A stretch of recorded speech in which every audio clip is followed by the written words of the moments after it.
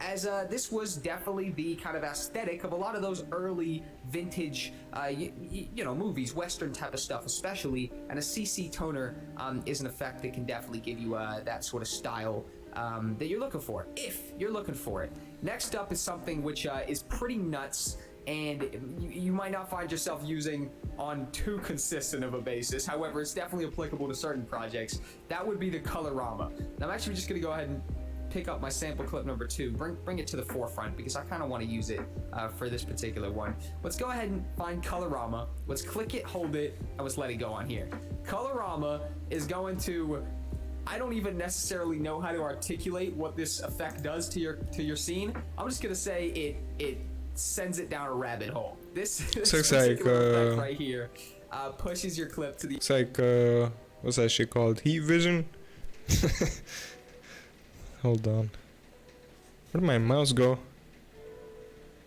It's invis. What about now? Still invis. What about now? Still invis. What about now? No, this shit is like bugged. Shit is omega super bugged. The absolute max, and really just kind of goes crazy. I'll be honest. We'll drag colorama onto this one as well. Now it can be blended with the original a little bit, meaning that you can kind of create sort of like maybe a cool strobe type of weird effect or whatever the case may be. But this is an example of one of these effects, which you know, is definitely one of these color styles. This will not, you know, just slightly color grade or slightly color correct your scene. This right here will entirely change whatever's going on, and how do I fix this? It is only going to be applicable to certain projects. Music videos especially, it can be very applicable to, but not every scene, obviously. Only certain scenes. Oh, there we go. Maybe if you're really trying to get like a crazy inverted sort of out of this world look, then, you know, potentially something like the colorama could be good for you. But that right there is subsection 2, color styles. So we've covered color correction, basic color correction, and color styles. Now I want to show you guys the change color options that you've got, and there's actually 2 in particular that I want to mess with, right? And there's 2 different ways to do this. So for example, say we wanted to you know, we wanted to totally transform this music video. We've decided that it should be, you know, like a sci-fi type of music video, and instead of, you know, it being obvious that the rapper, the artist right here is walking through a field or walking through the countryside, what if they're walking on a different planet? How will we go about doing that? Well, you'd probably want to actually change the color styles of or the color theme of everything around you. However, it's pretty tough to change the color theme of everything around here and not change the color theme of the artist, keeping him looking sort of normal, whereas everything else changes. For example, like the green maybe turns to purple or something like that. And there's a few different effects where we can do this. Now, first off, an effect that can come in handy, however, usually isn't the ultimate answer, is the hue and saturation. Levels? So let's find hue and saturation. Let's drag that over here, and let's actually just alert you to this particular master hue wheel here. It's on 000, meaning it's normal. But if we start to tweak it, you notice that the colors start to change. We're in blue right now. Now we're in purple, and that purpley right there, that is the sort of effect that I'm looking for, to sort of simulate this out-of-world, you know, experience. Maybe the artist has gotten off the spaceship or whatever, and they're walking around on a different planet, and everything. Wait, how did he? What did he do? Master.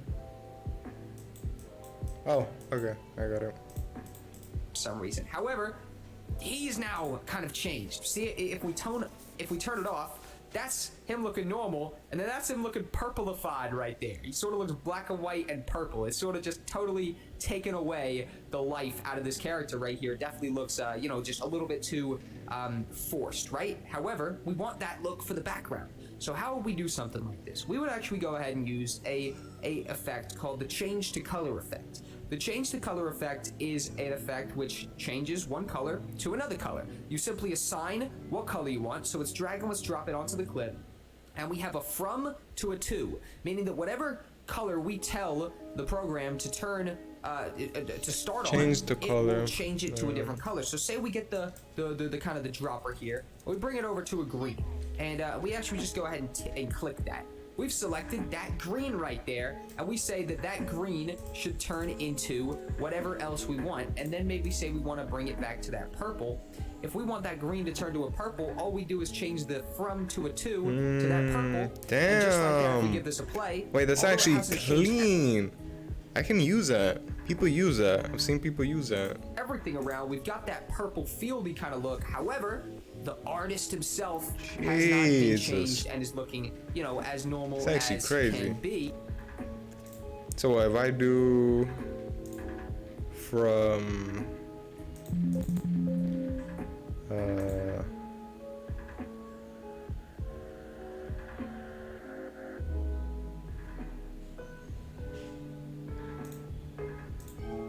to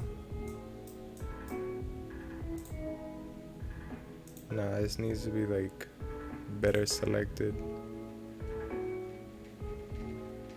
Am I tripping, or do I have this like misunderstood?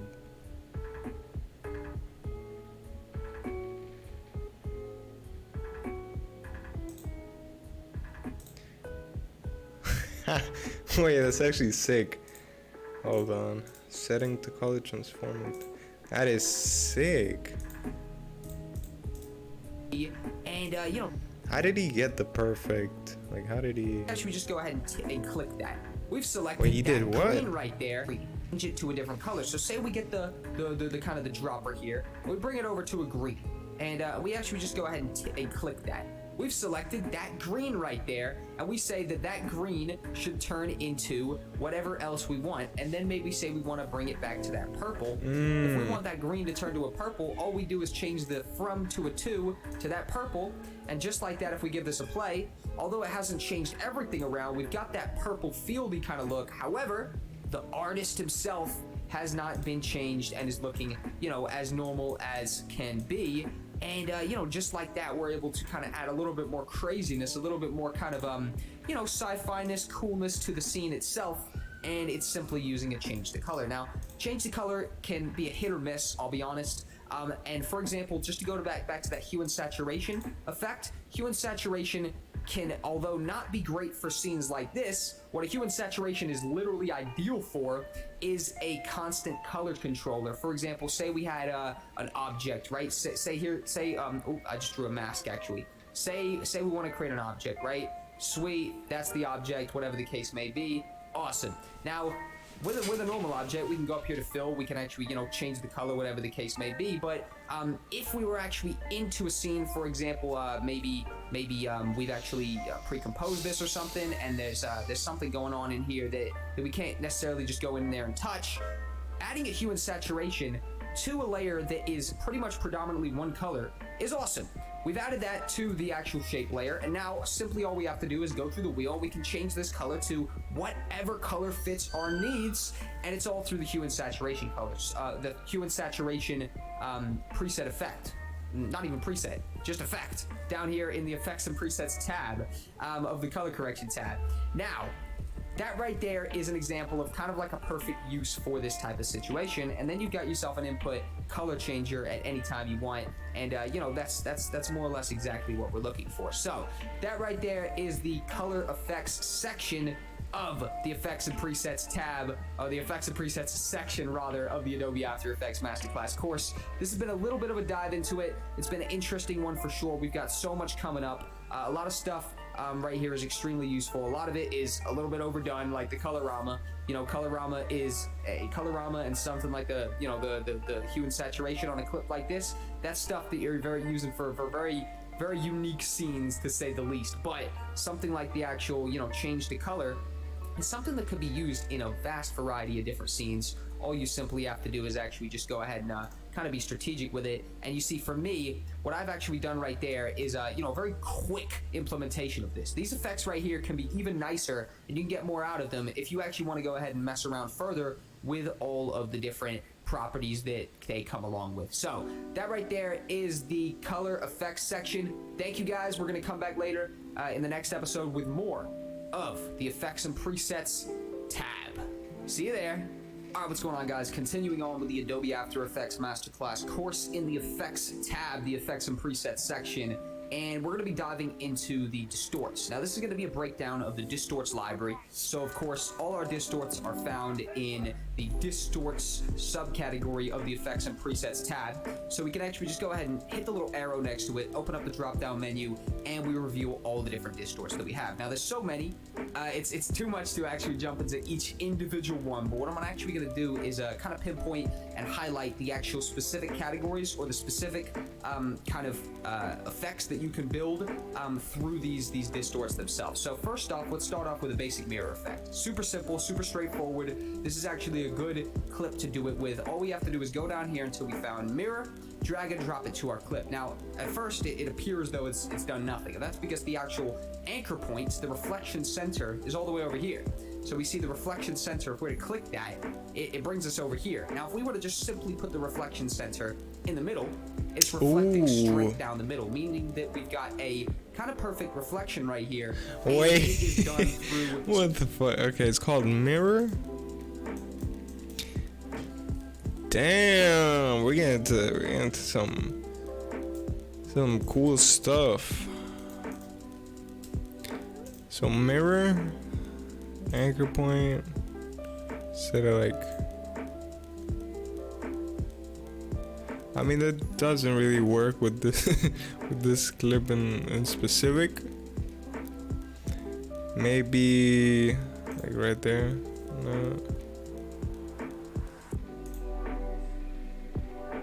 No, it doesn't really work with this. Or am I got the reflection center in the yeah, because he's like more, he's already in the center. Well, maybe here. If I go like right here, should pop up soon. There we go. Sick. the middle. It's reflecting straight down the middle, meaning that we've got a kind of perfect reflection right here, and it is done through simply pinpointing this actual reflection center. Now, at any time you could bring the reflection over, or you could bring it, back over here. However, there is obviously a border because of the fact that you're working with, limited dimensions here. Now, if we bring it back over here so that it's right here, we have created in the click of, just a drag and a drop, a basic mirror effect. Now, this basic mirror effect can, of course, be rotated. So, for example, say you wanted to rotate it down here, and then maybe, bring it over, or for example, let's delete the mirror clip, bring the mirror clip effect rather back onto our clip. And if we were to rotate it over, because that actual kind of center point isn't in the middle, and it's actually over there to the right hand side, we're able to create this kind of a horizontal That's crazy. This kind of horizontal distort right here, where instead of distorting and instead of reflecting rather, shall I say, down the middle, it's still reflected down the middle, but just on this axis over here, opposed to actually straight down horizontally over there. I believe this is a vertical. My verticals and my horizontals are a little bit confused sometimes, so my bad if I got those mixed the other way around. But a mirror effect, super simple, super straightforward, and a mirror effect, you would have definitely seen it in for example, stuff like music videos. I mean, this one right for here, sure. You've got your very actual, common. Your focal point. Very mirror common. Is a pretty standard scene right there, something like that. And the reason it's kind of so often portrayed in videos is because it looks good. It definitely looks good, and at the end of the day, you can get a lot out of this effect. But basic mirror effect, very, very simple. Now, there's a kind of fish eye effect that you see a lot of the times in videos. A fish eye effect can be put together in a couple different ways. Now, my favorite way to do it is the spherize. So if we actually go down here, it looks like it's actually down, not up. We find the spherize effect. Spherize can be drag and drop to our clip, and all we have to do is turn up the radius, and we see it build up. And what we want to do is kind of put this on the border of our clip. And just like that, we've dragged it out. And if we come to the beginning, we now have this kind of, this fisheye look. And at the moment, because of the fact that it's a pretty powerful. I think Sneeko uses this. It's not wanting to render too quickly, so we can switch it back down to quarter, and we actually just go ahead and give this a play. And just like that, we've got this kind of pretty cool fish eye look. It's either his camera or the effect. Ways to do it, and obviously this looks like much more of a sphere. It definitely looks like an amplified scene for sure, and that's just one way to do it because there's a couple different ways. Of course, this is After Effects. We already know that there's one thing to do, but there's 50 ways to do it. So let's just Elite Sphere eyes, and we're actually going to go into kind of more familiar waters and grab that CC lens. If we scroll back up here, we find CC lens. CC lens is another cool way to create sort of like a fisheye looking effect. If we actually drag the size over a little bit and we actually go ahead and press play, this is created sort of like this fish eye, indented kind of look that we've created by simply toning up the size. I like it at the of start. one of these properties right here. And we're able to, to build up a pretty realistic He looking did something fisheye cool effect, there. but we don't actually have a fisheye lens. Hold on, CC lens. He did something cool there. I don't think he was trying to do that. CC lens. What is it? The size? Like this right here. This right here is very, very nice.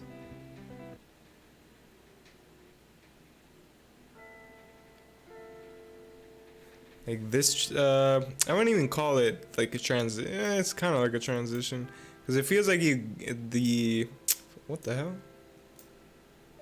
It feels like the image is, at least on the outside, it feels like the image is, is like zooming in and out, but you don't see the lens effect fully. The center isn't even... Oh, you could change the center. We can make the center like right there. This better not be how people make how people make those we even call them.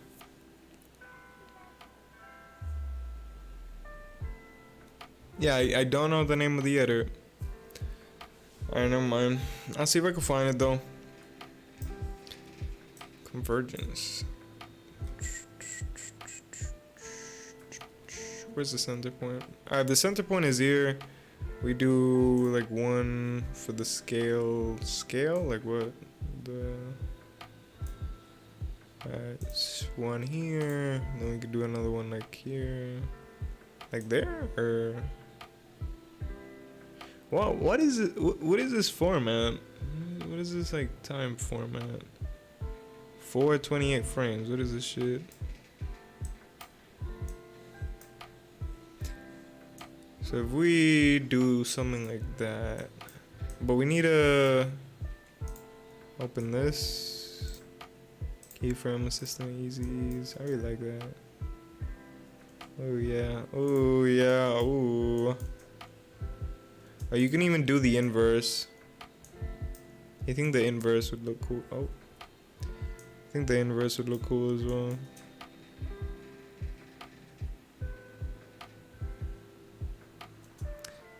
Obviously, like there. Yeah, I like the inverse. And then here, like, you switch to a different scene, for example. So you do like, no, actually, yeah, okay. Do like a Control-Shift-D, like right here. Now I'm not sure why it shows up like this. Oh, it's because it's a pre-comp. Okay, makes sense. So then you do like, what's the transition? Do we have transitions? I have not gone into transitions yet. So the only one I know is fade and out frames. Oh man. Okay, but you know, it's, you know. No, this is text.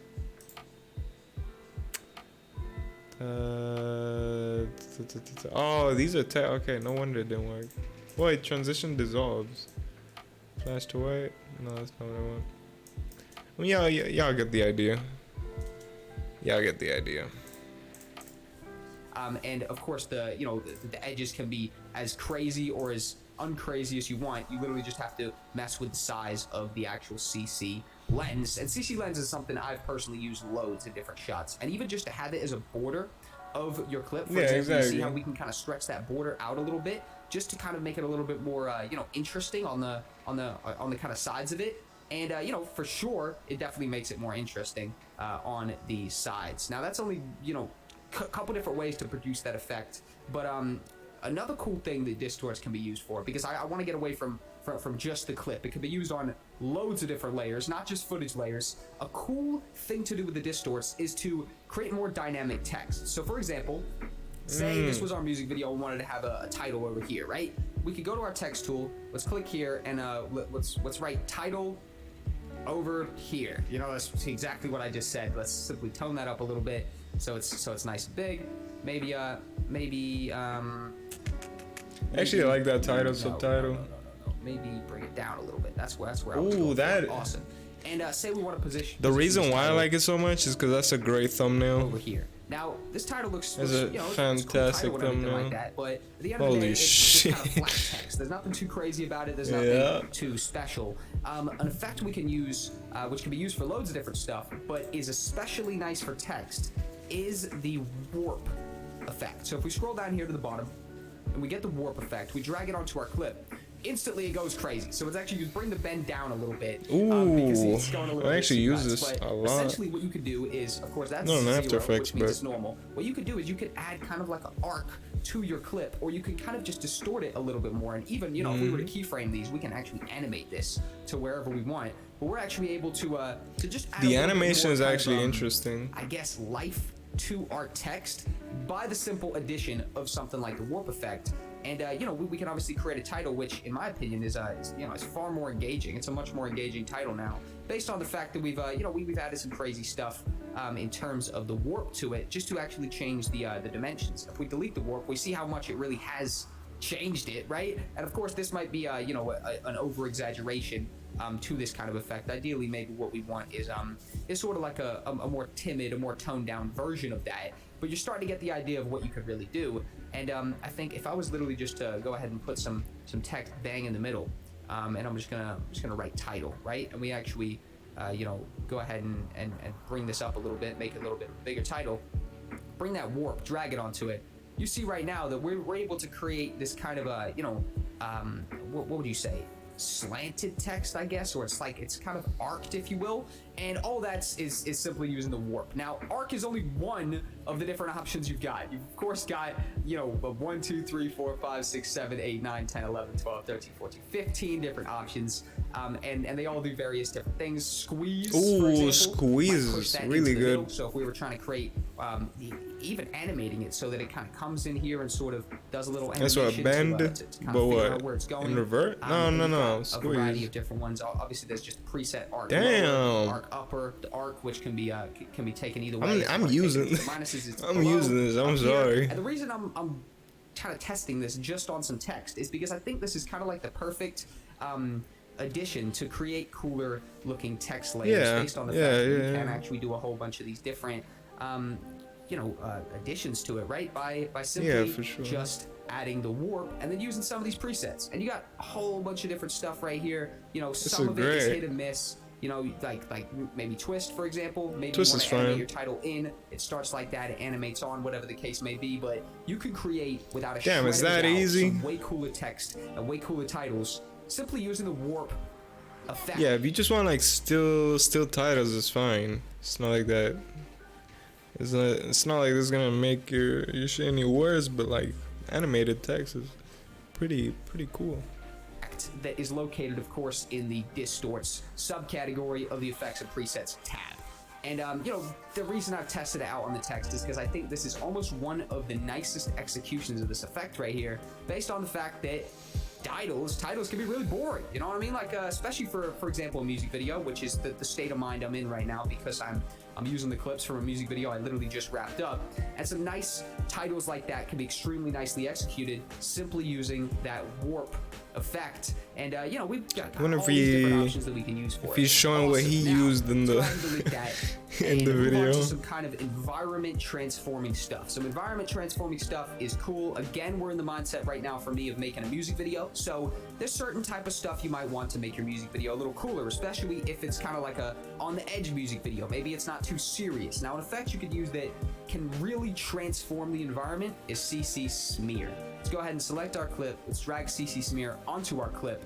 and instantly we've noticed that this kind of crazy smear thing pops up. Now at the fuck? moment it looks pretty dodgy. It's not looking phenomenal in my opinion. However, a nice execution of this can definitely nice be execution. to kind of use this. I would love to see that. Bigger, sort of when our artist turns around. So for example, at the moment, let's go ahead and delete it and just drag it back on so it's at its original properties. At the moment, you see there are 2 points, from and to. From is in the middle, which we want to leave it in the middle, and to is over here. But we actually want to bring it down to the middle, so there's really no effect happening yet until a certain situation happens, and that is that the artist turns around and looks over here.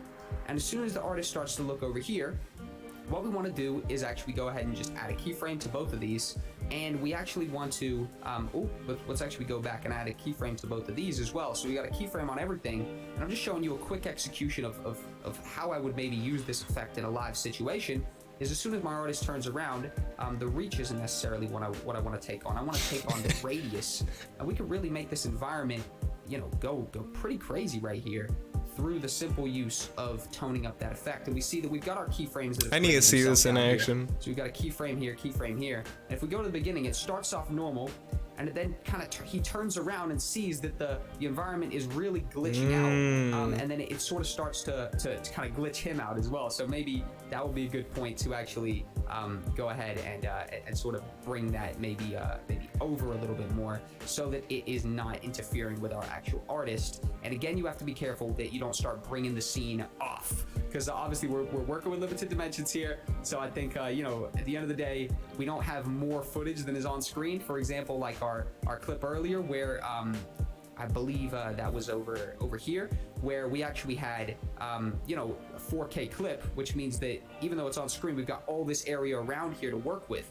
We're not dealing with that with a clip like this. The dimensions we see on screen are all the dimensions that we've got. Like this is it. So with a clip like this, we have to be kind of careful. But just like that, through, you know, a couple simple keyframes, which we've extensively gone over at this point, we've created this kind of distort effect, which is creating like a wavy world. So, you know, for a music video, this could be perfect. I mean, some Travis Scott type of situation right here, where, you know, you're really taking like a, you know, a sort of seemingly boring sequence, making it very interesting. And again, this is a completely rough execution. It have to be like a very,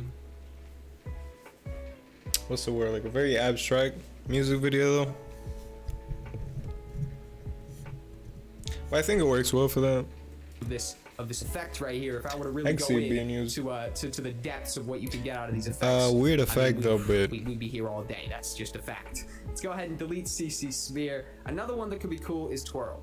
So let's actually go ahead down here, find Twirl, go ahead and drag and drop that to our clip. And Twirl is again an environment kind of transformer, where pretty much you can you know, you can do some absolutely crazy stuff with this. And you know, it's more or less through the angle, right? So if we position our center point, wherever we position it, it's gonna start going crazy. So maybe we want to position it over here, meaning that when Leo turns around, the artist, we could start doing like a similar effect, but it's only using 1 point. So for example, when we go back over here, maybe we want to start this on 0, but as soon as the artist starts to turn around, we add a keyframe, and we actually go over here, and it is at kind of full form. And we could simply do a circle, maybe not even a full circle, maybe just do kind of like a half circle, and bring that back around so that it actually produces the following effect. Again, simply through a combination of keyframes, and just like that, we have kind of replicated a simple, or a similar, if you will, effect to what we just did there with the CC Smear, but with the Twirl, we've done that almost quicker in my opinion, and it's definitely looking like this kind of transformed world gelatin type of situation. And those are just a couple examples of environment transforming effects, so stuff that will completely transform your environment. And again, this stuff can, you know, not only be applied to footage, it can be applied to you know, titles, shapes, whatever the case may be. Literally whatever you want to apply this to, you're gonna get some crazy effects out of it. That is for sure. Now, another cool distort, which has been kind of frequently kind of showcased in different music videos, is that got a big head look, right? I'm sure you're aware of it. Well, it's kind of self-explanatory in the title. Someone has a big head, right? That could be produced in a couple different ways. Now, probably the best way to do it is with the bulge. If we go back up here to bulge, let's actually find it. It should be sitting in here somewhere. some of these effects are they organized in in alphabetical? I believe they are. There we go. So bulge. We drag that over here. The bulge creates this sort of this situation that we've got right here, which has a couple different lines. And as you can see, if we bring that up, we're creating a bulge. And of course we could bulge the whole thing, which sort of simulates that fisheye, or we could bulge just a specific section of the screen. For example, like someone's head. So Leo, my subject here, is actually going to be bulged right here. So what we could do is, for an effect like this, to do that kind of big head effect, you'd want to obviously big head toggle effect, that's the keyframe crazy. on for the actual center, which means that as we move around, we want to kind of follow the actual subject of our big head effect, and we want to keep the kind of outlines actually covering our subject to ensure that this effect kind of stays looking good. And believe me, it's a funny effect for sure, but it's something that's been used in so much different videos, and I'm sure you've seen it before, that's for sure. But it could be executed relatively simply using the bulge effect. And just like that, we've obviously created a kind of big head type of effect. And Leo, I apologize if you're Directly watching this calling him somehow. a big I don't head. think Leo's watching this, but if he is, we've made a mockery of his head right now, that's for sure. And it's put together in a couple simple steps using the bulge effect. You can also do this using magnify, but it's not as nice of an execution. And you see how much of the bulge is really done right there when we delete it. It goes back to normal. Kind of looks almost too small. His head looks too small on him now. But if we actually go over here, not to search, but down here to the distorts again, Bulge. and let's find magnify. Magnify is down here, and you'll see why I chose bulge over magnify, because of the simple fact that it's just a little bit more, it's a little bit more rough, right? So as you see here, bulge sort of soften the edges for us. Magnify does not. What we have to do to soften the edges, to not make this kind of hard circle around his head, is actually increase the feather. Now, it's not too much of a trouble, but it does look a little bit more of a blurred effect. And again, what we'll do is we'll do this practice of keyframing it, right? So we'll actually make a keyframe on the center here. We'll bring it over here. Again, literally, all I'm doing is moving that center point, which can be clicked and held and dragged, and I'm just adjusting it. And because is it magnified just like keyframes on, it's tracking all that movement down here. Isn't this like two completely different applications though? Soften the edges for or am I tripping? now. We also do this using magnify, but it's not as nice of an It's like magnify is like it's more zoomed in the more to the center. But this is literally just like taking like a zoomed in. But it does look a little bit more of a blurred effect. And again, what we'll do is we'll do this practice of keyframing it, right? So we'll actually make a keyframe. Or am on I the wrong? center here. We'll bring it over. That's here. the kind of feel Again, I'm literally, getting all from I'm it. doing is moving that center point, which can be clicked and held and dragged, and I'm just adjusting it. And because we've turned the keyframes on, it's tracking all that movement down here by the keyframe. So as long as you see keyframes popping up down there, with every different change you're making, that means that it is taking effect, and it's working basically, right? So you definitely want to see a steady stream of keyframes generating themselves down here as we do adjustments to the scene live. And we're gonna have a look how this looks, but I'm willing to bet that it's probably a nicer execution with the bulge, based on the fact that it is more built for stuff like this. Magnify isn't necessarily built for something like this. And if we actually give this a play, yeah, we've got the big head, but it does look a little bit more forced, and you can see the kind of the circle, especially here.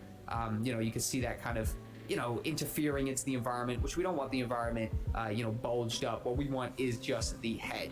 But just like that, that's a few different distorts. Now, the distort library is something that I would advise you to have a deep dive into yourself. Honestly, just load up a clip and start messing with stuff, and honestly, you're gonna be pretty happy with what's going on. Now, something that can work pretty nicely, which we weren't able to do here, is using clips that actually you have more room to work with. So for example, say we import this clip, which was 4K that we used earlier, right? And this is a 1080p sequence. So a 4K clip in a 1080p sequence means that we've got all this extra room to work with out here. You see, it's not just fit in.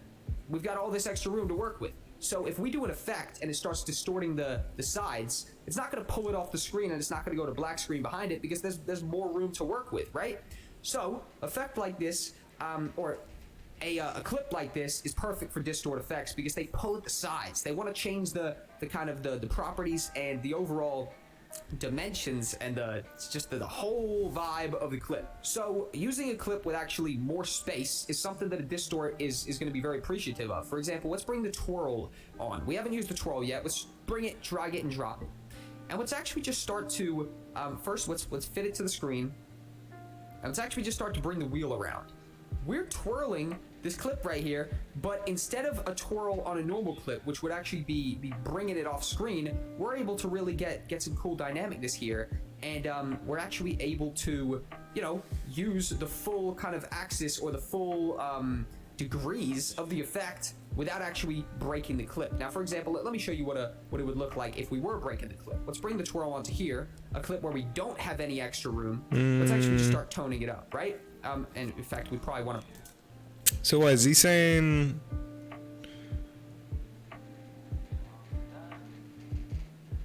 To use high resolution and use like a edit it in a lower, so you can have like the empty room. Like if you edit, if you have like a 180 clip, you edit it in 720, like a 4K and 1080. Is that what you're saying? Bring the radius out a little bit.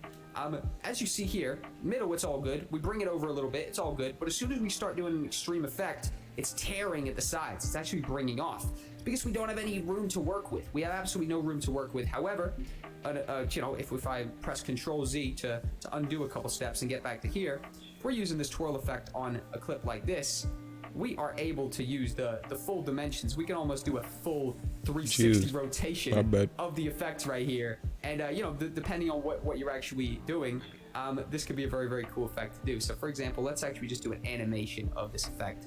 If we actually go here, press angle, bring it over here to maybe about 3 seconds, right? And we actually start rotating it. Let's do a full rotation. Just for the fun, let's just see what happens, right? We do a full rotation, 1 gets added up there, so we know we've done a full rotation. If we're to come back here and start to play this, let me actually just go ahead and turn off the audio of the clip.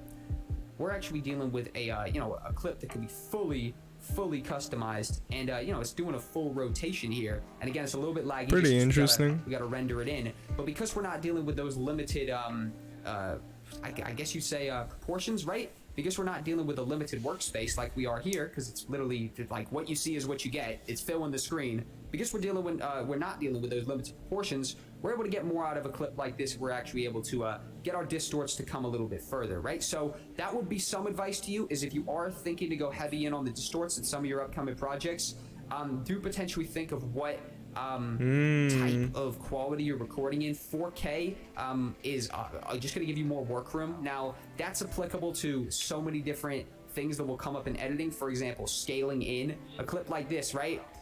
Say we were filling the whole screen, and we press S. That's only using 50% of what we can use. So if we wanted to go super in here, right, like way in there, and see kind of what's on my screen and just get a little bit of a closer look, we can, and we're not reducing any quality, right? And of course the effect's still on there, so it's going crazy, but we could zoom all the way in and we're not actually reducing any quality.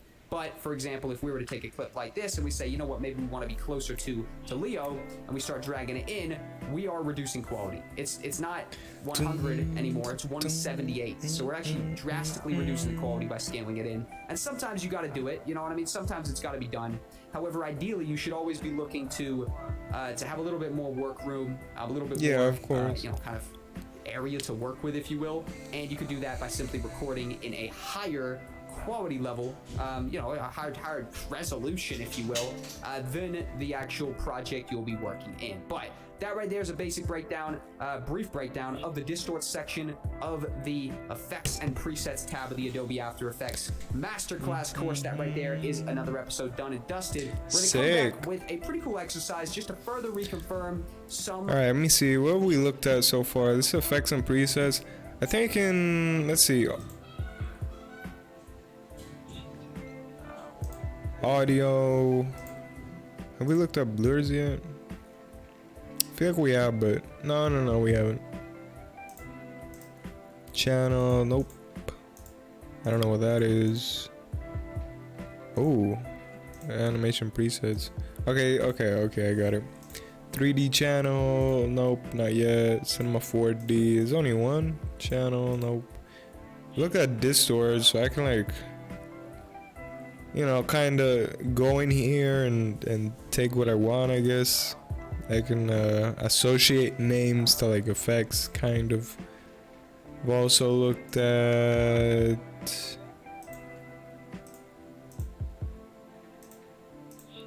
I haven't looked at too much actually. Oh, we looked at text, yeah. Time, not really. Transitions, whoa. Oh shit! I didn't even see that. Must be blind. Stylized perspective. Yeah, we haven't. Oh, perspective. We've actually seen like a couple, I think. CC sphere, drop shadows perspective. Didn't know that. Yeah, we've actually seen a couple. Not too much though, but. Of these whatever distorts into your mind and actually put them together in a live sequence like we've kind of done right here with Leo. However, there's more to come. See you guys there. Alright, what's going on, guys? Welcome back to the Adobe After Effects Masterclass course, section number 5, the effects and presets section. This right here is going to be an exercise. We are going to be basically taking a clip, actually using some actual distorts and amplifying the clip, and also using some text elements in there and using some distorts to amplify those. Basically just kind of further reconfirming a couple different types of distorts we can use, and basically we're gonna move past these clips right here. And I've actually got a clip for you guys to download. So if you actually go to the resources, you can download CO111.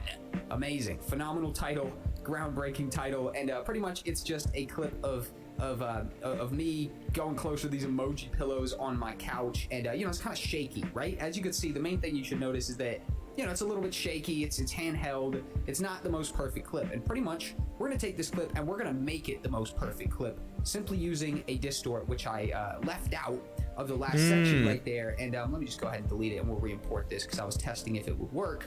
Let's actually take our clip, which can be downloaded in resources. Let's go ahead and drag and drop it into our project manager, our media manager over here, which is building up pretty nicely. Was then relocated into footage, drag and drop that into footage, nice. And let's actually go ahead and import it into our sequence. So let's actually bring it down here, import it. Now it's 4K, so it's actually too big. Let's actually just scale it down, and remember, you can actually scale and hold the proportions by pressing shift, which means it just keeps it at the same exact proportions. Or if we were to bring it down, it would start moving stuff each way, right? The axes aren't locked. Simply holding shift locks the axis. So it's actually just bring that down, scale it down to kind of a nice position. I'm thinking that's pretty good right there.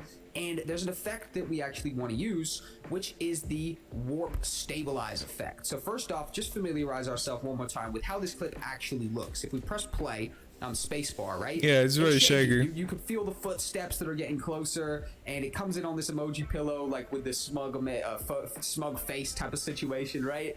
But it's really shaky. Like you can see all the different footsteps, even just scrubbing through it, right? And that's what we want to avoid. We want to get that out, and we can actually iron that out of any clip we want to iron it out of by simply dragging and dropping an effect, which literally starts working the second we drag and drop it to our clip. So let's click warp stabilize, and let's bring it over to our clip, which we've all imported, and let's just drag and drop it. And instantly, it starts analyzing the situation. If I turn this to full, we can really see what's going on. It says analyzing in background, step 1 Damn. of 2. Now, as we see here, there's a 0%, which is just turned to a 1%, which will turn to a 2, and a 3, and a 4, and a 5.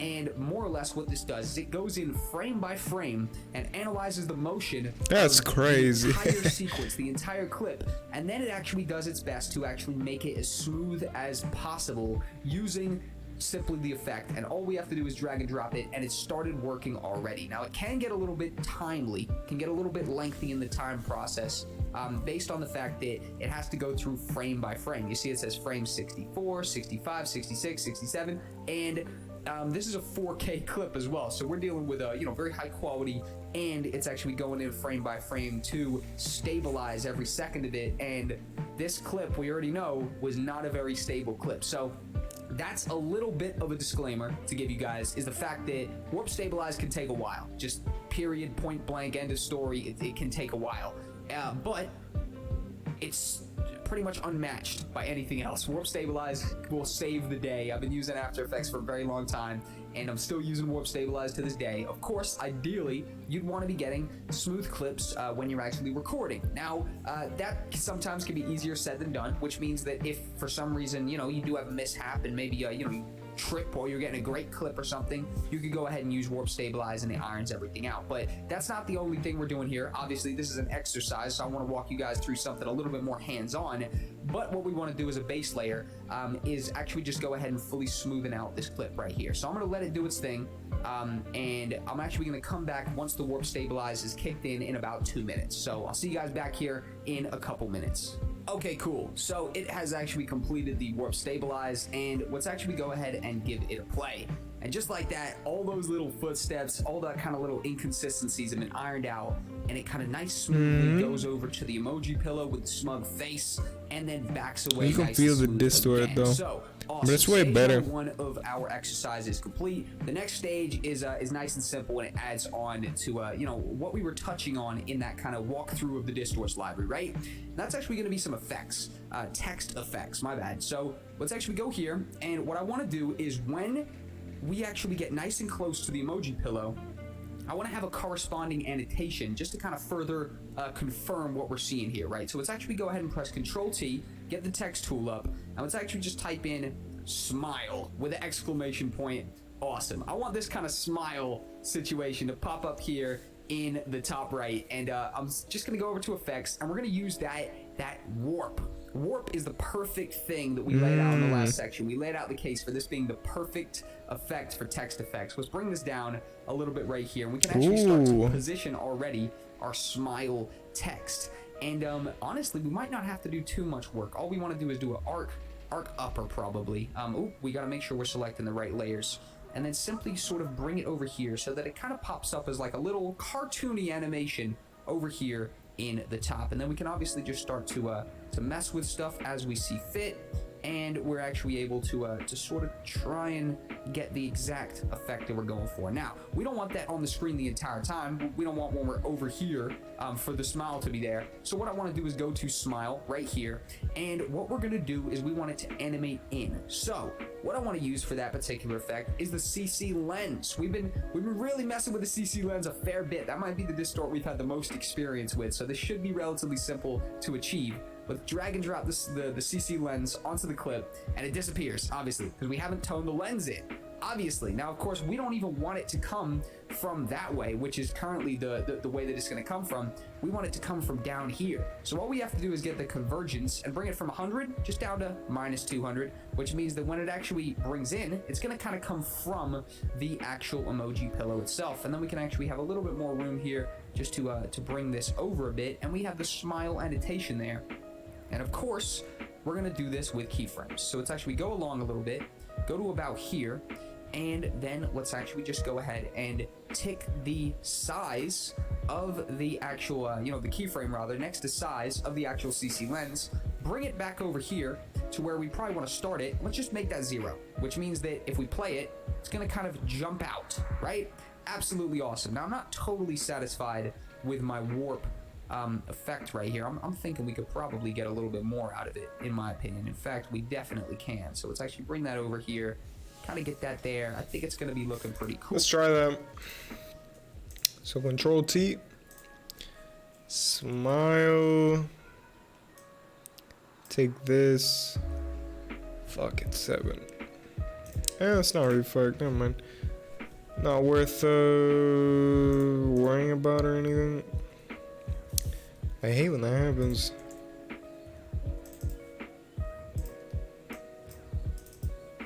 I was gonna see if I could draw today, but no. Why can't I? Hello? Come on. No, because it highlights. I'm not trying to. Is it because of that selected? The fuck is this?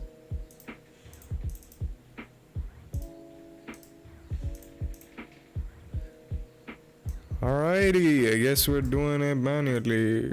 Yay.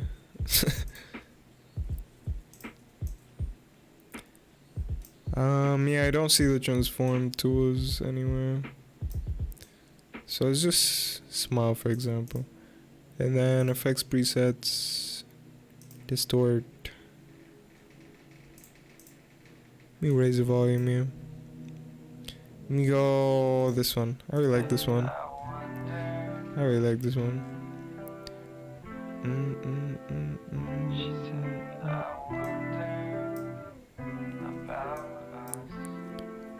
The hell did I grab?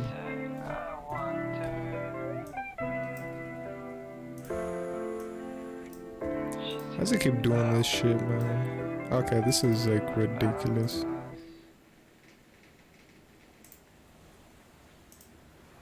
What the fuck, man? I'm warping it like right here. I can't. What?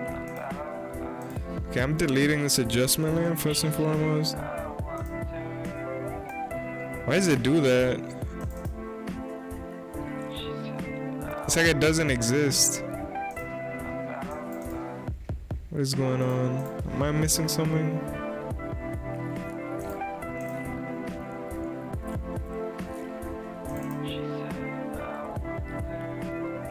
Ah. Wait, that's actually wait, no. You're supposed to grab it down here? Is that how it works? Okay. Shit, I didn't know. Interesting. Effect controls. Oh, you know what I could do? Oh, whoa, whoa, whoa, whoa, whoa. This is a crazy idea.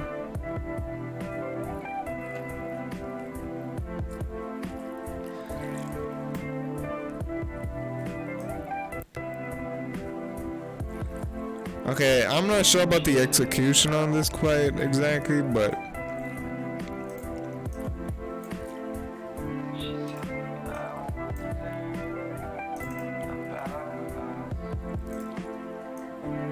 there we go. So say it starts like right there. Like right.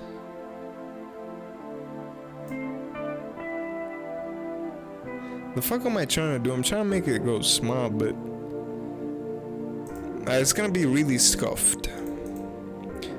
So it's bend, horizontal, vertical, and then here we go.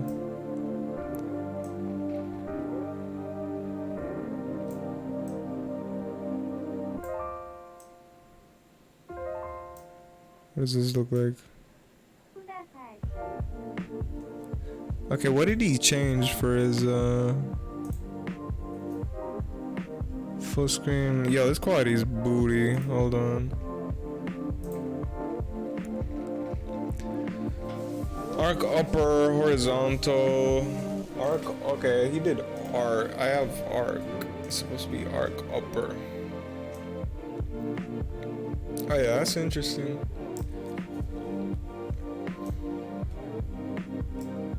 But yeah, that's not what he did.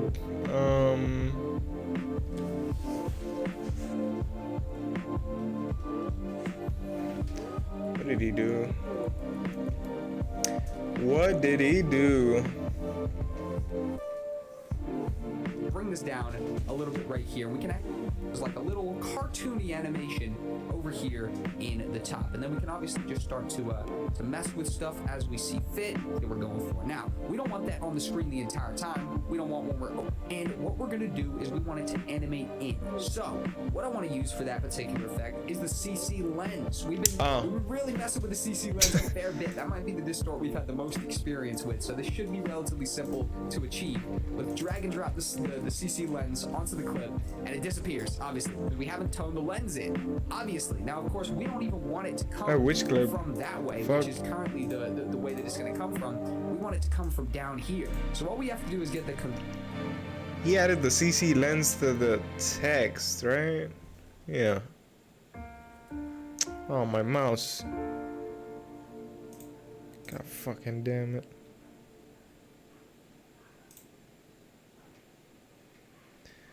My mouse. Not this shit again. It got fixed last time when I went to After Effects. It's like something to do with the capture. When I'm capturing this thing.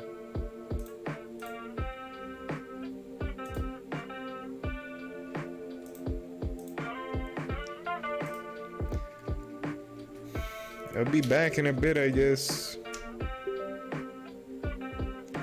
Bum, ba-dum, bum, ba-bum. Dum,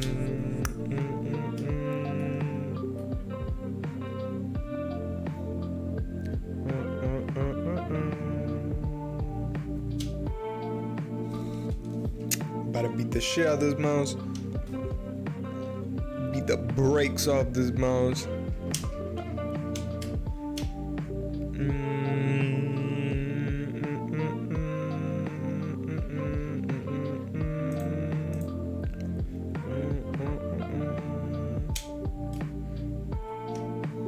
Yeah, it's trolling me. Currently, the way that it's going to come from, we want it to come from down here. So all we have to do is get the convergence and bring it from 100 just down to minus 200, which means that when it actually brings in, it's going to kind of come from the actual emoji pillow itself. Alright, so I was supposed to add the CC lens to the smile and not the actual. And then we can But actually you did what? Lens it. This store we've had the most experience with, so this should be relatively simple to achieve. But drag and drop the CC lens onto the clip, and it disappears, obviously, because we haven't toned the lens in. Obviously. Now, of course, we don't even want it to come from that way, which is currently the way that it's going to come from. We want it to come from down here. So all we have to do is get the convergence and bring it from 100 just down to minus 200, which means that when it actually brings in, it's going to kind of come from the actual emoji pillow itself, and then we can actually have a little bit more room here just to bring this over a bit. So he put 500 minus 200. Course, we're gonna do this with keyframes. So it's actually go along a little bit.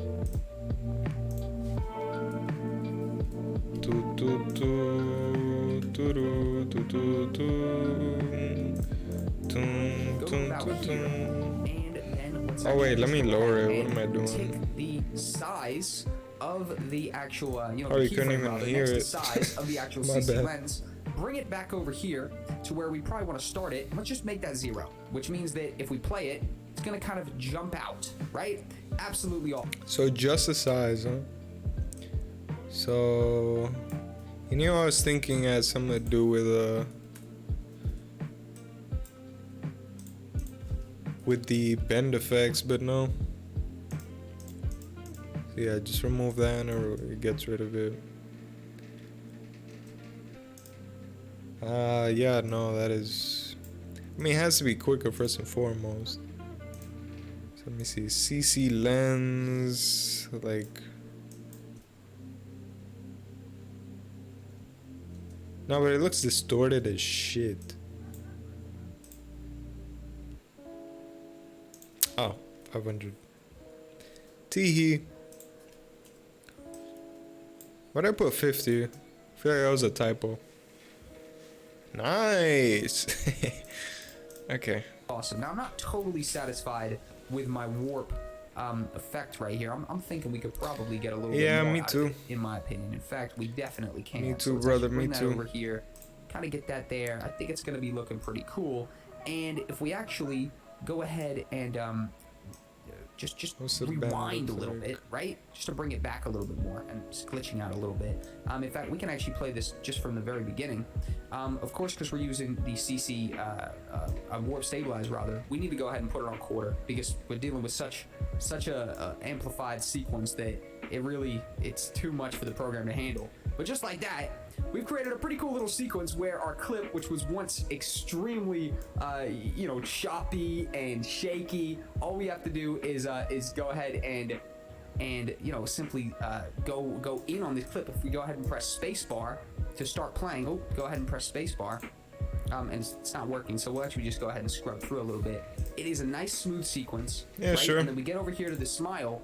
and boom, the word smile actually pops up. He has And it way starts to better go fonts, away, though. And as soon as it starts to go away, No we cap. can actually go ahead and just reverse that animation. And we're actually not going to be able to do it here because we've toggled the keyframes. Let's actually load up the effects section in the properties of our clip.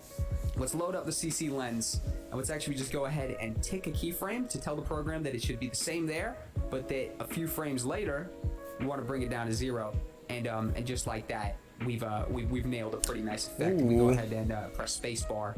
Looks like it's working now. We can actually go ahead and zoom in, and the effect is gonna pop up. Smile. Damn, this and it's lag, gonna go though. down as soon as we start backing away, and that warp stabilization of the clip is playing all throughout the sequence. And just like that, we built a pretty cool little kind of interactive sequence where we come in here to the little face. That's an interesting application of the CC lens, which I hadn't even thought about. But that's because we were using it with text this time. So it serves more as a transition than it... Well, it's not really transition, but it's like... yeah, it's transition, but with size, not with opacity. Which is what I'd usually... Actually, a lot of transitions are actually size or position, not actually opacity. Because opacity is like 1.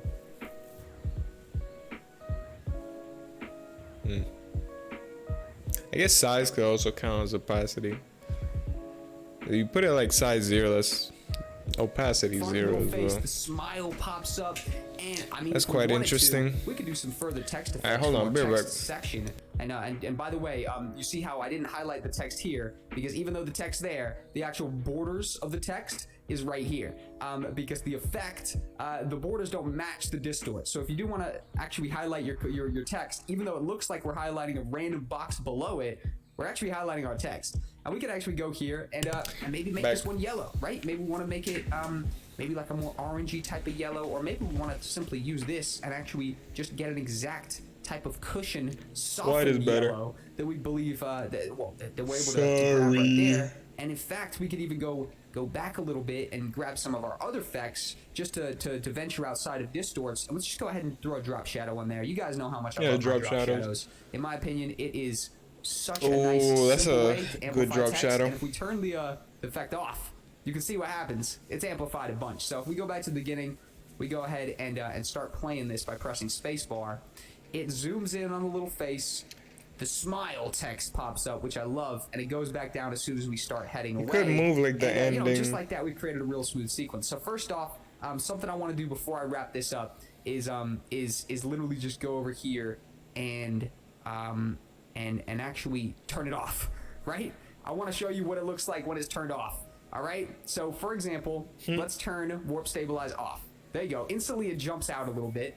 And let's actually go ahead and press play again after we've been accustomed to this nice buttery smoothness. This is the real clip right here. I purposely tried to make it shaky for the sake of the warp stabilize actually working. But you see how much of an unstabilized, shaky clip we're dealing with. You can see all my footsteps. It is, you know, it's not usable, like 100%. It's not a very usable clip in like a, you know, feature production, like a proper high-level production.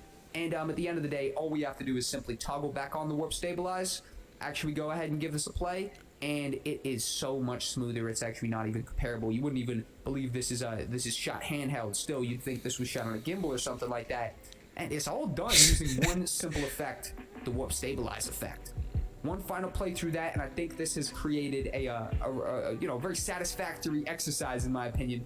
One of the funnest exercises yet. Like the lens effect. Oh, it's not an effect. It's literally the sun. Is the key word there. We got but it's more fun very exercises coming up. The exercises might be very one of my good. favorite parts of putting this course together for you guys. But just like that, that is our finished product of our you know, distorts exercise. We have combined some distorts on 2 different types of layers: the actual footage layer and of course a text layer. Not to be worried at all. We got so much more coming up. So much fun stuff. This is you know, it's really starting to get interesting at this point now, guys. Ooh, and, okay, I think I understand how the size works. Scratch the surface. So that right there is that done and dusted. I'll see you guys in the upcoming episodes. Yeah. See you there. All right, guys, welcome back to the Adobe After Effects Masterclass course. We are continuing on the effects and presets section, and right now we are going to be jumping Light into effects. And there's a couple different ones that we're going to be using Interesting. to amplify the sequence that we built here already. This right here was our exercise sequence. We used a variety of different, or not a variety actually, well I guess it's technically a variety, but you know, more accurately, 2 different specific distorts. The warp stabilize, which enabled us to create this extremely smooth, nice smooth effect on the clip, which you know, as you guys know yourself, was once a pretty shaky clip. And also we used the distort to animate this text out right here, the smile text, which jumps out and then falls back in when we start backing away. Now I want to amplify this sequence even more. This particular smile effect right there could be amplified further and could just look a little bit more cool, and overall just have a little bit more of an effect done to it, right? I know we've done some effects for sure, but there's more to do. So what I want to mess around with first is the CC light sweep. CC light sweep is going to enable us to create sort of like a background effect with this smile, so the smile doesn't pop up and look kind of separate from the actual clip, which at the moment it kind of looks like 2 different entities. Obviously we know it is because we can literally see the different layers here, smile and COO11 or CO111. However, we want to make this look as you know, kind of connected as possible, and the way we're going to do that is use a little bit more effects. So what I want to do is actually go ahead and drag the CC light sweep right onto our clip right here, and instantly it puts a big light line right down the middle. Now that's no problem. What we want to do is actually just adjust that so that it's behind the smile text. So it's actually, you know, we'll drag it here so we can see the rotation. Let's just simply rotate it, and then simply click the actual anchor point of it. Drag it over here to it's kind of behind the smile. Then what we want to do is up the width so we can see it upping a bit, but then really up the intensity. The intensity is the one that's going to really make this pop. And then to finish it off, let's get the light color, click it, get the little dropper, which is gonna kind of copy the color we want. Let's copy it to be the same color as our actual smile text itself. And just like that, we can already see this sort of glow effect that's coming out of the background. And again, if okay, let me try that light sweep. I don't quite like how it looks. Light sweep. Let me see. So in like right here. Where's the light sweep? I don't see it.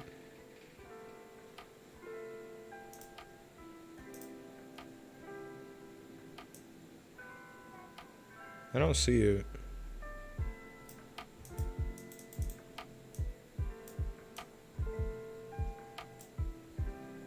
Where is it? It's because I have a warp and CC lens or something? Where is this shit? Center. Linear, smooth, sharp. I don't see it. Is it? Do I have to add like a color? Is there something I'm missing? Is there like...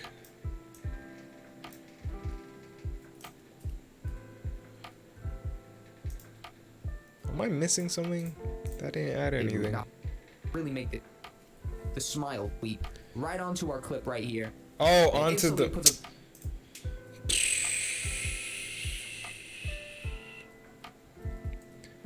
Okay, bro. Should've just said so. There we go. Set this here. We don't have to change the smile text. Let's go into character, change this, make a red text. We haven't added the drop shadow yet, so let's add the drop shadow to the text.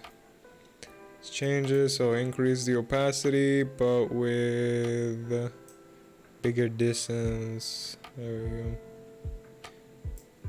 go. Let's leave it like that, then head into here.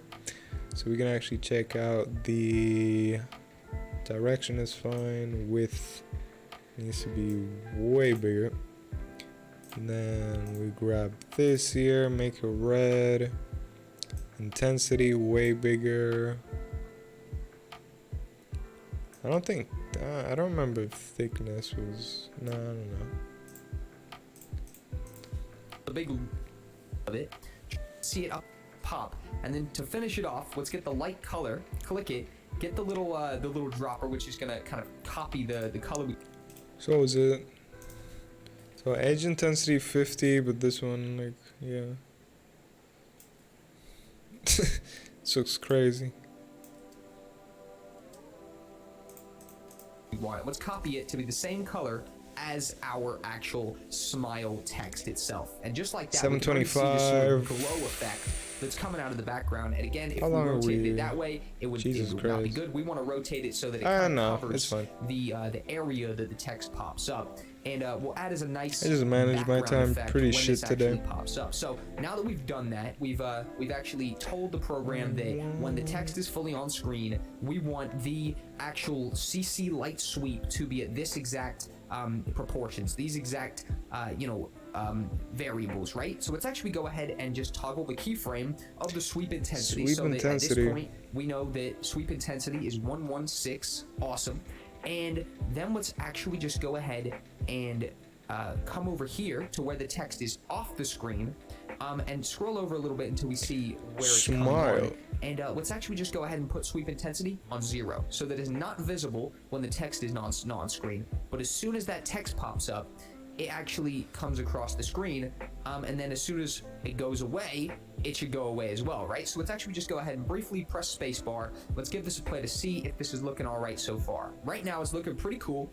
As we can see right there, as soon as the text pops up, we get this kind of light effect that pops up as well, and we want to obviously animate it out. However, there's probably a couple more things we could do to make it look a little bit more animated while it's actually on the screen.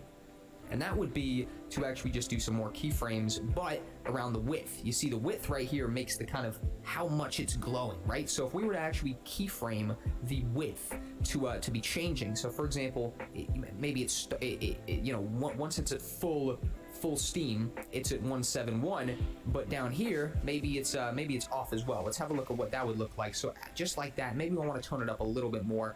Maybe it's at 50 and it gets to 170.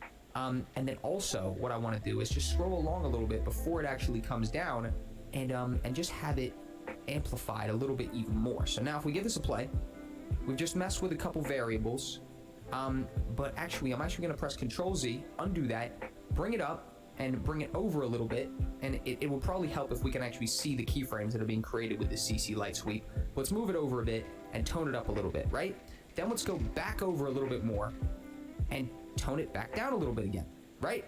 So we want to create this kind of throbbing, this sort of strobing of the actual sort of CC light sweep itself, and then it gets to this point right here, which it should actually be back down a little bit. Get you, but then also it should be off the screen. As soon as the text disappears, that should be gone. And also, if we go back here, we can actually create a keyframe for the sweep intensity, which is the main factor of making this pop up right here. We actually go ahead and tap the keyframe, and we go over here to the end, we can actually tone that 100% down.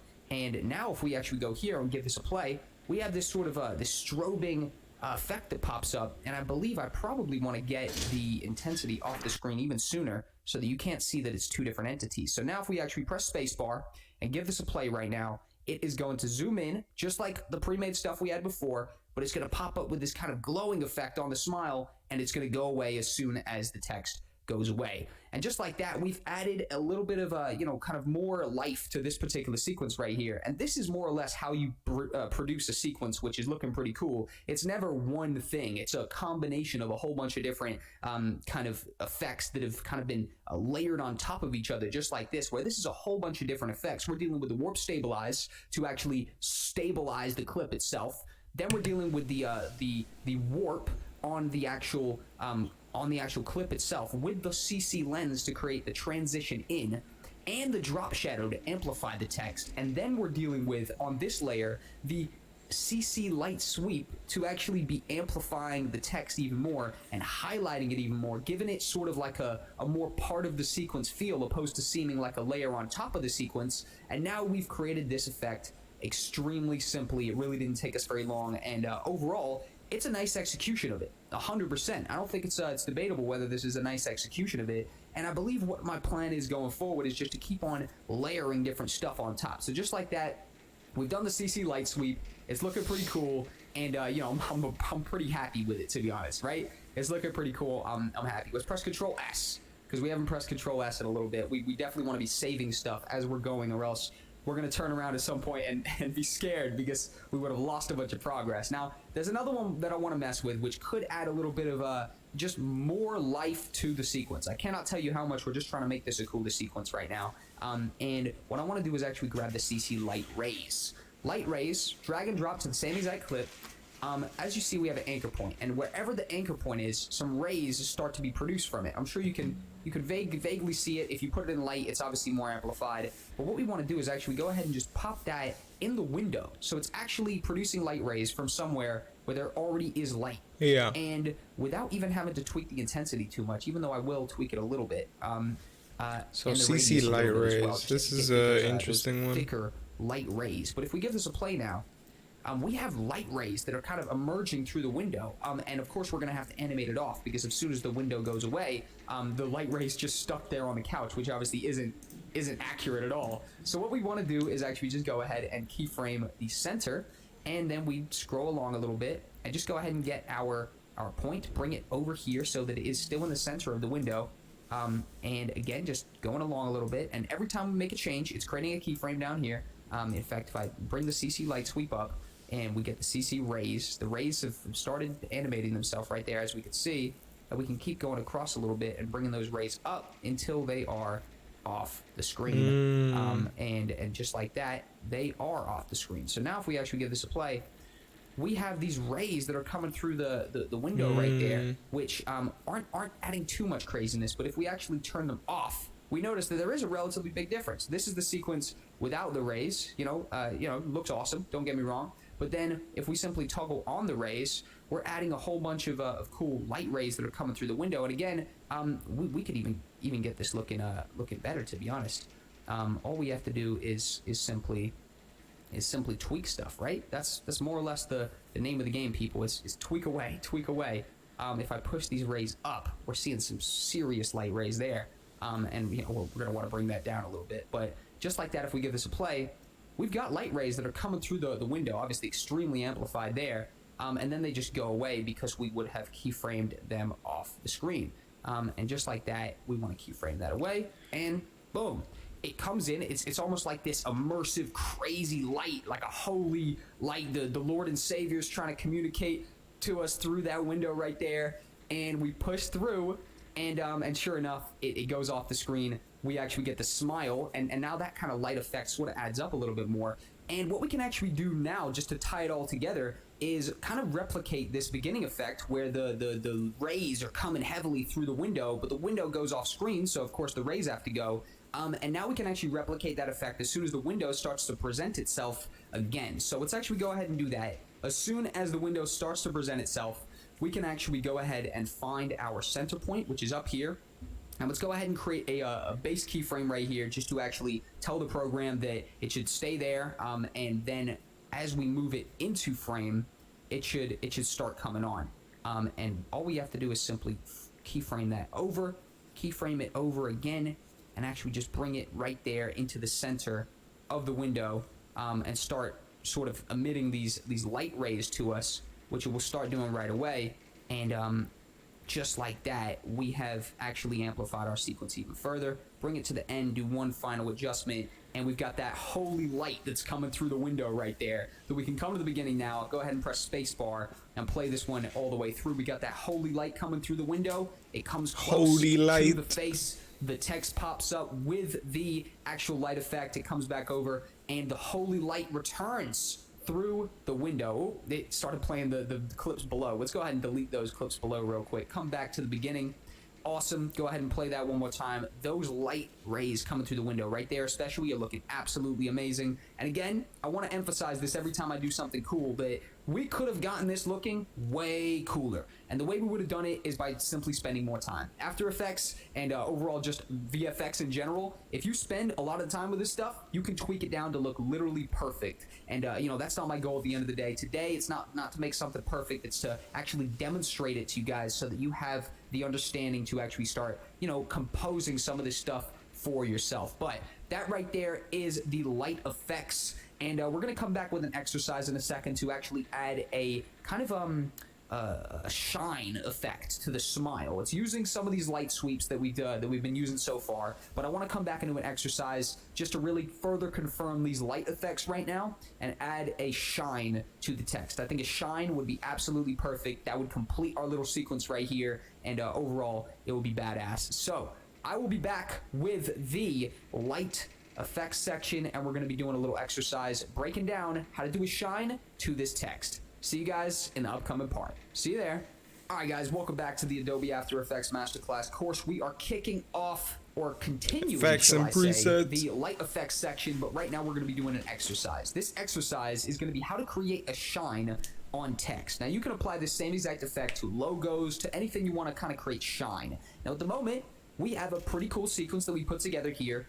Using a variety of different effects. We just layered all the different effects on each other, and believe me, the way to make a dope sequence is to layer stuff on each other. If I briefly break down before we jump into the exercise how many layers we're doing here. Now it's only 2 layers down here in terms of literal layers, right? We have the footage effects, and the text itself. However, in this first layer right here, you've got warp stabilize, which is an effect that obviously you know, creates everything nice and stable. We're also dealing with the CC light rays, which kind of create this holy effect right here, which just make the room look a little bit more interesting. And then we get closer here, and we have this CC light sweep, which is the third effect that's been layered on top of each other, sort of just stacking on top of each other. And not to mention right here, we also have the drop shadow on the text, which amplifies it, the CC lens, which creates the transition, and I feel like the light sweep only works because it's orange. I feel like that's the only reason it works. The warp, which creates this kind of cool slanted arced text. And then also it backs off when we have more CC rays that are actually coming out, CC light rays rather, that are coming out of the window. So this right here is 1, 2, 3, 4, 5, 6 different effects on 2 different layers, and it produces this absolutely awesome little sequence we've created here. And that's pretty much the name of the game, guys. The more you can stack stuff on top of each other, the more kind of time you have to tweak stuff and layer stuff on top of each other and sort of just combine different stuff to make one final project, the better your sequence are gonna be, straight up. But let's actually make this even better. We said we want it to be better. Let's make it better. Let's add a 7th effect onto this, right? And this is actually going to be a light sweep. So we've already done a light sweep.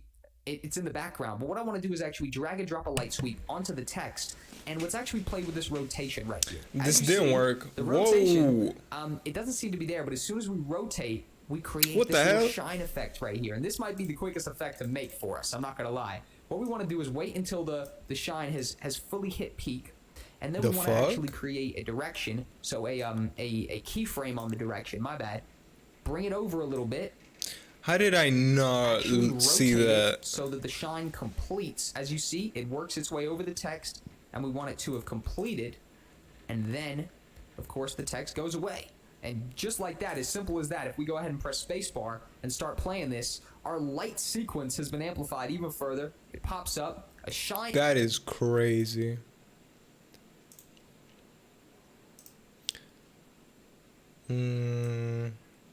Exactly. But the width needs to be... Is it width? Sweep intensity? It's like sweep intensity... Yeah, like this is essentially what he's doing. Of course, it doesn't look... it looks kind of trash, but...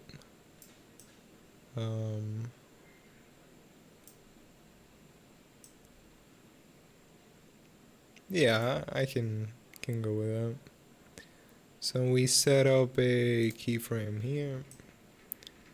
Keyframe here. And then yeah.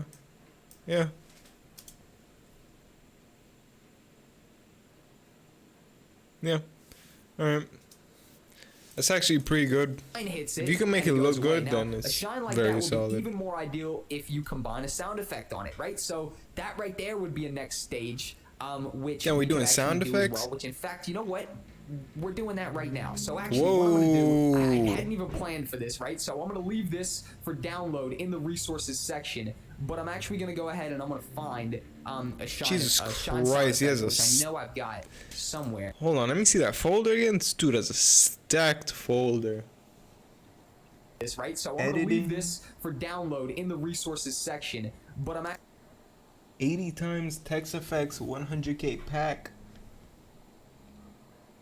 Channel clean glitch logo, free packs, dynamic damage TV, gold text. Jesus Christ.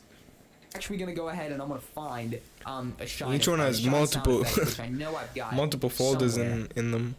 Shiny ding. We got a shiny ding kind of sound effect. That shiny ding is gonna be the one. Shiny ding. I know this one right here should be a royalty-free sound effect. We can actually go ahead and drag. All right, and import I'm gonna that. download it, Don't worry for the but confusing place that I've currently got this effect at. download it All for you have to next do stream. is download it from the resources section. Usually I would have planned for this, but I've actually just Ding. thought of this on the spot. And I've actually imported my sound effect directly into the Hey, how do you do that? the timeline, which is something you can totally do. Now it's just state How do you do for that? this, but I've actually just thought of this on the What the fuck? download it from the resources section. Usually I would have planned for this. Project. Oh. WhatsApp isn't muted apparently. Interesting.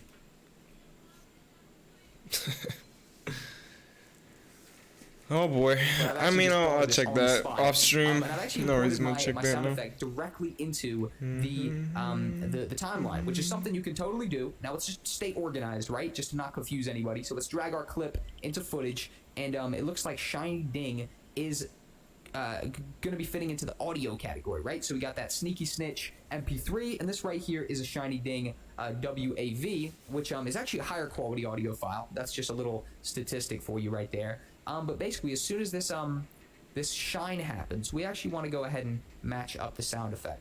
So let's actually press double L so we can see what's going on with the actual wave of the actual effect. And let's actually just go ahead and give this a play and see what it's looking like.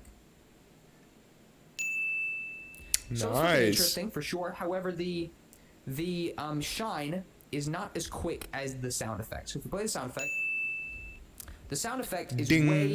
way faster than the shine. So what we want to do is simply open up our text, open it up, and let's actually just grab this CC light sweep and see. I thought if he we was gonna adjust do the something to the keyframe, sound if the effect. sound effect makes sense. All right, we're at 6 hours in. Jesus Christ, we're halfway. Halfway.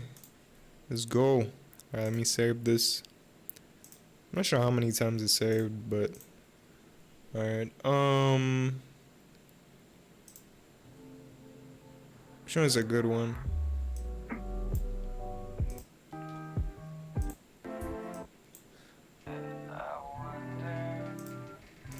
All right, sick. Saved, perfect. What's next stream? 6 hours to 7. Chroma key, creases, replace background, waveform. That's probably the easiest one. Waveform, lens flare, effects, backgrounds and behaviors. Interesting. There was some very cool things that we learned today. And this is under generate. So we looked at distort and generate. So let me open those up.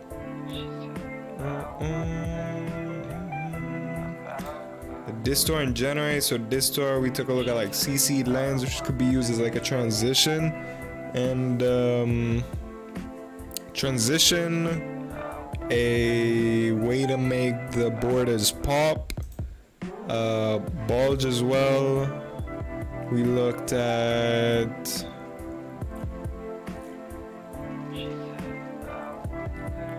magnify, which is literally like a zoom in. Warp for text, which is amazing. Warp stabilizer. See, generate. CC light sweep. CC.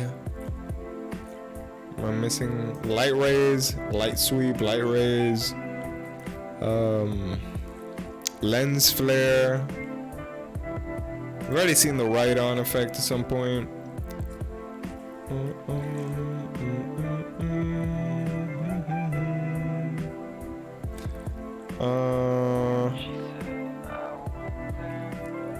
Yeah, what else did we see?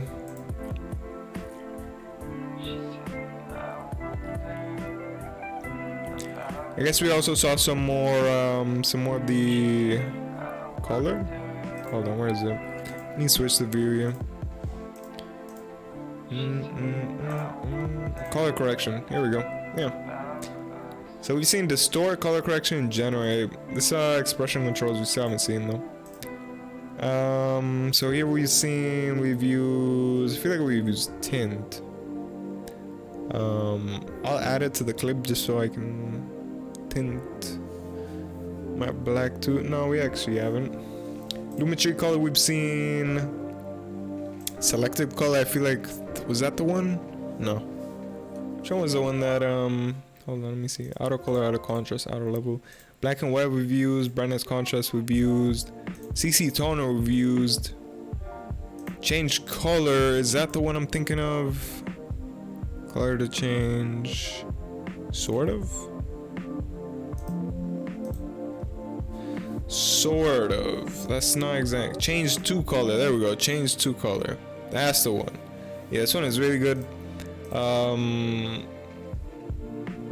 Colorama, curves. I don't think we've used exposure. Hue saturation we've used. Levels. I feel like I've used levels before, but not. Yeah, we have. Yeah, we have. We have. Yes, we have.